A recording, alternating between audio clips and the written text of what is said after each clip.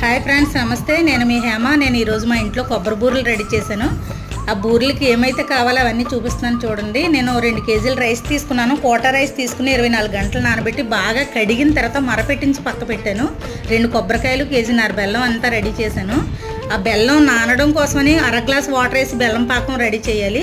ఆ పాకం ముదురు పాకం కాదు, లేత పాకం కాదు, మీడియంగా ఉండాలి. కొబ్బరికాయలు తురుమంతా పాకం వచ్చింది. పాకం వచ్చిన తర్వాత కొబ్బరి తురుము కూడా నేను దాంట్లో వేసుకుని పిండి జల్లించుకున్న పిండి అంతా నేను పాకంలో వేసుకుని సలివిడి ముద్దలా తయారు చేయాలి. చేసిన తర్వాత చిన్న చిన్న ఉండలుగా తయారు చేసుకోవాలి.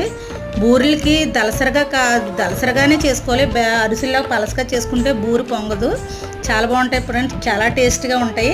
మీరు కూడా ట్రై చేసి చూడండి. మీకైతే వచ్చే ఉంటాయి ఇవన్నీ, ఈ బూరెలు. నేను మామూలుగా చేస్తున్నాను.